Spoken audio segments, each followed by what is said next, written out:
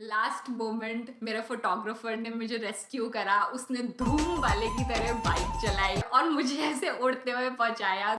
Hi guys, I am प्रेरणा। तो शादी ऐसा डिसीजन है जब तक ना लो सब तंग करते हैं, और एक बार ले लो तो खुद तंग होते हो। एज इन क्या पहने, उसको कहाँ से खरीदे, वेडिंग ट्रूजो में क्या लेकर जाएं, कितनी साड़ी, कितने suit, the decisions are endless, plus random advices. So I thought let me add to those random advices and share my experiences कि मैंने मेन इवेंट्स पर क्या पहना, मैं वेडिंग ट्रूजो में क्या लेकर गई, कुछ मेरी लर्निंग्स, टिप्स एंड ट्रिक्स जो आपके काम आ सकती हैं। ऑल्सो अगर आपकी शादी नहीं हुई है या आपकी शादी हो चुकी है या दूर दूर तक आपका शादी से कोई लेना देना नहीं है, which is awesome, then also keep on watching because there are plenty of tips and tricks for wedding guests as well. Let's get started.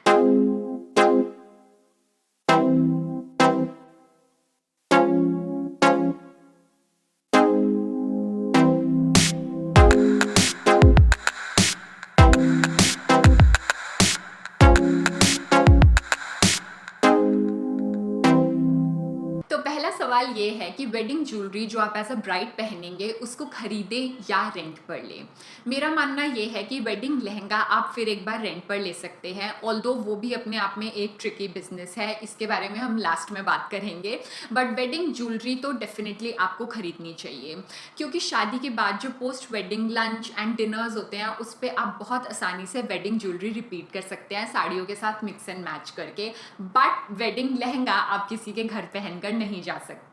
इसमें एक पॉइंट और है कि एक बड़ा ग्रैंड सेट लेने की बजाय 2 सेट खरीदें, जैसे एक लंबा और एक छोटा, ताकि शादी के बाद आप इंडिविजुअली भी उन सेट को रिपीट कर पाएं।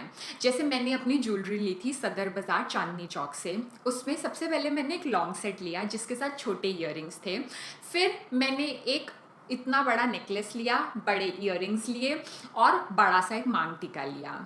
अब मुझे पता था मुझे लंबे नेकलेस के साथ एक चोकर टाइप नेकलेस पहनना है, तो मैंने शॉपकीपर से रिक्वेस्ट करी और उन्होंने उसकी थोड़ी चेन छोटी करके उसे चोकर बना दिया।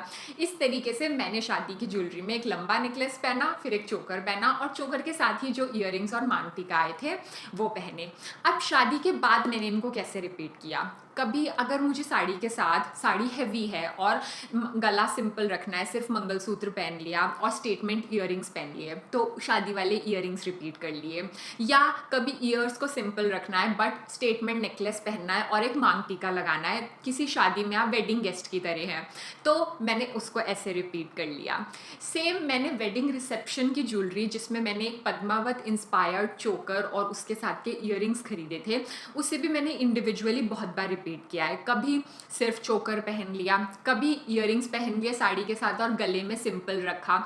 तो इस तरीके से वेडिंग ज्वेलरी रिपीट करना, मिक्स एंड मैच करना बहुत आसान है, एंड इसीलिए मैं रेकमेंड करूंगी कि आप उसको खरीदें। अगला सवाल ये है कि कितनी हैवी साड़ियाँ खरीदें। तो मेरे पास 5 हैवी साड़ियाँ थी, एंड ट्रस्ट मी वो भी मेरे लिए मोर देन सफिशिएंट थी।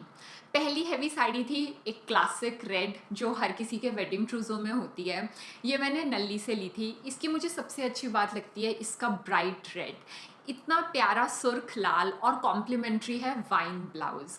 तो ये कलर कॉम्बिनेशन मुझे बहुत स्मार्ट और एलिगेंट लगा। प्लस ये साड़ी ऐसी क्लासिक साड़ी है कि आज से 10 साल बाद भी मैं इसको पहनूंगी तब भी ये रॉयल एंड एलिगेंट लगेगी। सेकंड साड़ी मैंने इस प्यारे से ब्लू कलर में ली थी। ये कलर अपने आप में बहुत अच्छा है और इसके साथ कॉम्प्लीमेंट्री सेम शेड में ब्लाउज आया था। बट मैंने एक बार इसको ट्राई किया अपनी शादी में जो साड़ी पहनी थी उसके ब्लाउज के साथ, और फिर मैंने कॉम्प्लीमेंट्री वही शादी वाली ज्वेलरी रिपीट करी इस ब्लाउज के साथ, और मुझे ऑल ओवर ऐसा लगा कि इस ब्लाउज के साथ ब्लू साड़ी का ज़्यादा अच्छा गेटअप आ रहा था। Third sari proper heavy sari है, ये मैंने चांदनी चौक से ली थी, और इसमें अगर आपने मेरा वीडियो देखा है, मैंने इस साड़ी पे इनफैक्ट 2 वीडियो बनाया है। एक में मैंने कैसे इसका ब्लाउज उल्टा सिलवाया, इसकी जो बैक थी वो मैंने फ्रंट में सिलवाई और फिर इसको थोड़ा नीचे से ऐसे ड्रेप करके सोनम कपूर इंस्पायर्ड लुक बनाया। और सेकंड वीडियो में मैंने शेयर करा था कि मैं साड़ी को कैसे स्टाइल करती हूँ, क्योंकि हैवी साड़ियाँ कई बार थोड़ा ट्रिकी हो जाता है स्टाइल करना, समझ नहीं आता किस टाइप के ईयररिंग्स पहने, तो वो वीडियो आप ज़रूर देखें। Fourth sari proper summer wedding वाली साड़ी है, नेट की है, ऑल ओवर कढ़ी हुई है और इसके बॉर्डर पे भी ग्लिटर का वर्क हो रखा है, तो काफ़ी स्टैंड आउट करती है। इसमें भी मैंने अपना थोड़ा स्टाइलिंग एलिमेंट लगाया और ऐसे कॉलर वाला हाई नेक ब्लाउज बनवाया। मुझे काफ़ी स्मार्ट और एलिगेंट लगती है, जब भी मैंने पहनी है मुझे बहुत कॉम्प्लीमेंट्स मिले हैं। और लास्ट साड़ी मैंने DIY करी थी, ये मेरी श्रीदेवी इंस्पायर्ड साड़ी है। तो ये मेरी जो 5 हेवी साड़ियाँ थी ये उनमें आती हैं, और इन 5 के बाद मुझे ज़रूरत भी नहीं पड़ी और किसी साड़ी की। बट हैविंग सेड दैट, आप अपनी फैमिली का सेटअप देखो, आपका कितने लोगों में उठना बैठना है, आपको कितना आना जाना होगा, और उस हिसाब से अपनी हेवी साड़ियाँ बनवाओ। इसी से रिलेटेड थर्ड पॉइंट है कि कितनी सिंपल साड़ियाँ रखें।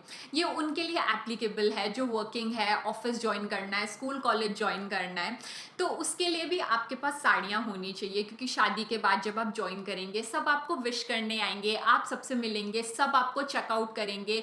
उस समय ऐसा भी नहीं लगना चाहिए कि मैं बहुत ज़्यादा ओवर ड्रेस्ड हूँ, सब लोगों को देखकर आपको भी कॉन्शियस फील हो रहा है, और ऐसा भी नहीं लगना चाहिए कि अंडर ड्रेस्ड है। तो मैं सजेस्ट करूँगी आप उन इवेंट्स के लिए भी एटलीस्ट 4-5 साड़ियाँ रखें या सूट रखें जो आपको कंफर्टेबल लगता है। मेरे पास जैसे ये नल्ली से मैंने साड़ी ली थी, बहुत अच्छा इस पे बॉर्डर बना हुआ है, ऑल ओवर पल्ला भी भरा हुआ है। इसको मैं ऐसे सिल्वर ज्वेलरी के साथ पेयर करके ऑफिस में काफ़ी ग्रेसफुल एलिगेंट लगती है, आउट ऑफ द प्लेस भी नहीं लगती, ऐसा भी नहीं लगता कि आप ओवर ड्रेस्ड हैं। नल्ली से मेरे पास एक और साड़ी है, ये ऑल ओवर चेक में है। ये ना तो बहुत हैवी है ना ये लाइट है, तो ये मिड में आती है। ऐसी भी एक साड़ी होनी चाहिए।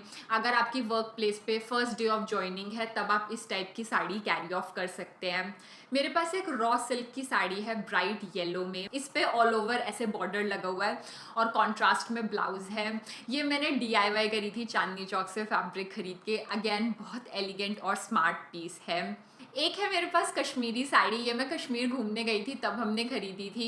इस पे बॉर्डर बहुत अच्छा कश्मीरी एम्ब्रॉयडरी का बना हुआ है, सिंपल है, ग्रेसफुल है, अच्छी लगती है। इसे अगर आप थोड़ा एम्प अप भी करना चाहते हैं किसी के घर लंच पे जाने के लिए, तो हैवी सेट पहन ले, काफ़ी वर्सेटाइल साड़ी है। ऑफिस के लिए ही मेरे पास ऐसी 2 साड़ियाँ भी हैं जो सिंपल और स्मार्ट लगती है। मैंने ज़्यादा सिल्की साड़ियाँ रखी थी क्योंकि मेरी शादी नवंबर में हुई थी और उस समय दिल्ली में थोड़ी ठंड रहती है, तो मैंने ऐसे सिल्क का कलेक्शन ज़्यादा बनाया था। तो मेरा रिकमेंडेशन यही है कि ऐसी साड़ियाँ भी रखें जो आप वर्क प्लेस पे पहन पाएंगे, क्योंकि ट्रस्ट में हैवी साड़ियों से ज़्यादा आपको वो साड़ियाँ काम आने वाली है। चौथा पॉइंट मेरा थोड़ा सब्जेक्टिव है और पता नहीं कितने लोग करना चाहेंगे, बट वो है DIY। शादी के टाइम बहुत लोग आपको बहुत सारी एडवाइसेस देंगे कि ऐसा कर लो वैसा कर लो, तो मैं भी उसमें जुड़ जाती हूँ कि अगर आप कंफर्टेबल हैं तो DIY करने से मत डरिए। मैंने जैसे बताया ये ब्राइट येलो साड़ी मैंने DIY करी थी, कुछ नहीं है, फैब्रिक खरीदी चांदनी चौक नई सड़क से, उस पर ये बॉर्डर लगवा लिया किनारी बाजार से खरीद के, कॉन्ट्रास्ट में ब्लाउज बनवा लिया टेलर से। बिल्कुल मुश्किल नहीं है और बहुत स्मार्ट लगती है, वैल्यू फॉर मनी भी होती है। मैंने इनफैक्ट सूट भी DIY करे थे, क्योंकि मुझे जो मार्केट में सूट मिलते हैं ऑनेस्टली मुझे वो अच्छे नहीं लगते, जिनका गला पहले से बना होता है। नो ऑफेंस, बट मुझे वैसे सूट कभी भी अच्छे नहीं लगे, तो मैंने अपने सूट DIY करे थे। ये अनारकली रॉ सिल्क में है, ये अगेन मैंने DIY करा था। DIY पे मेरा पूरा एक वीडियो है, आप उसे चेक करें, उसमें मैंने कॉस्टिंग्स भी मेंशन करी है कि मुझे पर आउटफिट कितने का पड़ा। आइवरी सूट है, इसमें भी मैंने फैब्रिक खरीदी थी और बस टेलर से सिलवा लिया फैब्रिक खरीद के। इनफैक्ट इस सूट को तो मैं 3 तरीके से पहन लेती हूँ। कभी शादी वाला जो गोल्डन दुपट्टा था उसके साथ मैच कर लेती हूँ हैवी लुक के लिए। 2 मेरे पास सिंपल दुपट्टे हैं वाइन कलर में और ये थोड़ा मडी कलर में, ये मिक्स एंड मैच करके ऑफिस के लिए एलिगेंट हो जाता है, जैसे मैंने आपको बताया for the next few days after you join office. Same इसी तरीके से मैंने एक अंगरखा कुर्ता भी DIY करा था, रॉ सिल्क फैब्रिक खरीद के यहाँ ऐसे बॉर्डर लगवा लिया, बचा हुआ पड़ा था घर पे, और अंगरखा स्टाइल कुर्ता बन गया ऑफिस पहनने के लिए।